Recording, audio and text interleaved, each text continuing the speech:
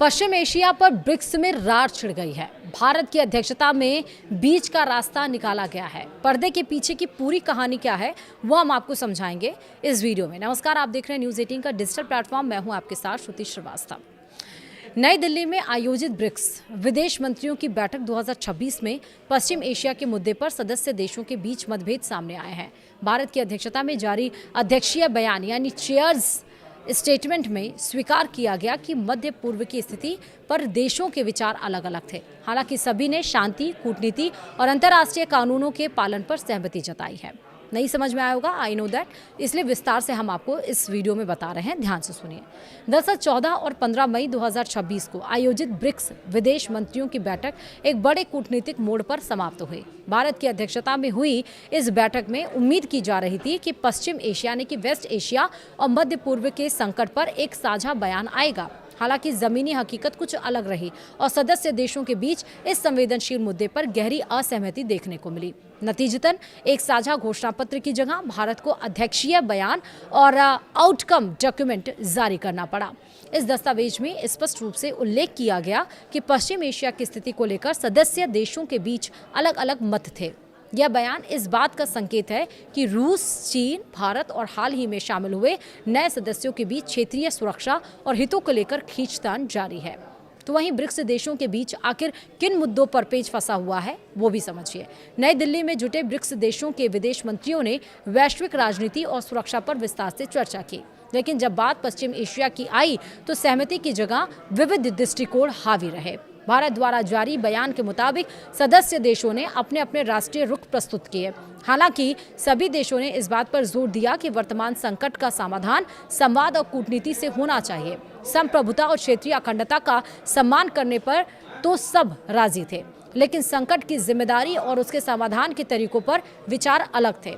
अंतर्राष्ट्रीय जलमार्गों में समुद्री व्यापार की सुरक्षित प्रवाह को लेकर भी चिंता जताई गई। इस असहमति को ब्रिक्स की कमजोरी नहीं बल्कि इसके लोकतांत्रिक स्वरूप के तौर पर देखा जा रहा है। भारत ने अपनी अध्यक्षता में रिजिलियंस, इनोवेशन को ऑपरेशन और सस्टेनेबिलिटी की थीम रखी है। अध्यक्षीय बयान में कहा गया कि सदस्य देशों के बीच मतभेद के बावजूद सभी ने भारत की अध्यक्षता का पूरा समर्थन किया। बैठक में संयुक्त राष्ट्र यानी कि यूएन के ढांचे में सुधार और इसे अधिक प्रतिनिधि बनाने की मांग को फिर से दोहराया गया।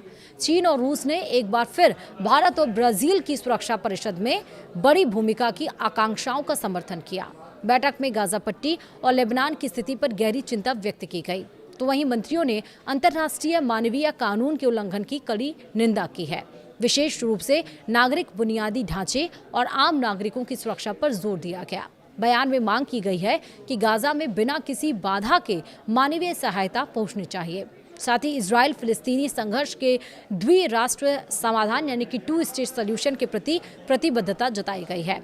लेबनान की संप्रभुता और क्षेत्रीय अखंडता के उल्लंघन की भी निंदा की गई है और संयुक्त रूस के शांति सैनिकों यानी कि UNIFIL की सुरक्षा को अनिवार्य बताया गया।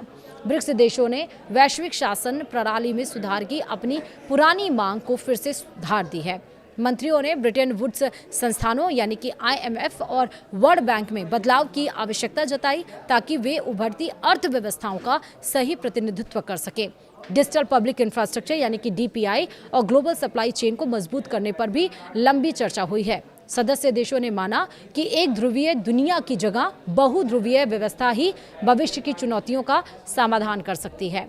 इसमें ग्लोबल साउथ की आवाज़ को बुलंद करना सबसे बड़ी प्राथमिकता रही।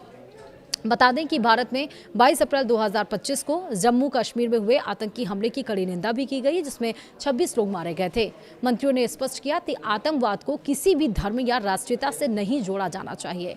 इसके अलावा साइबर अपराध, मनी लॉन्ड्रिंग और टेरर फंडिंग से निपटने के लिए आपसी सहयोग बढ़ाने पर सहमति बनी। डिजिटल युग में फैल रहे डीप फेक और मिसइन्फॉर्मेशन को भी सुरक्षा के लिए बड़ा खतरा माना गया। ब्रिक्स की यह बैठक 20वीं वर्षगांठ के ऐतिहासिक अवसर पर हुई। इसमें पहली बार नए सदस्य देशों की सक्रिय भागीदारी दिखी। हालांकि पश्चिम एशिया पर असहमति रही, लेकिन ब्रिक्स ग्रेन एक्सचेंज की स्थापना और ट्रॉपिकल फॉरेस्ट फॉरएवर फैसिलिटी जैसे नए प्रस्तावों ने भविष्य के लिए एक सकारात्मक एजेंडा सेट कर दिया है। वीडियो में इतना ही। नमस्कार।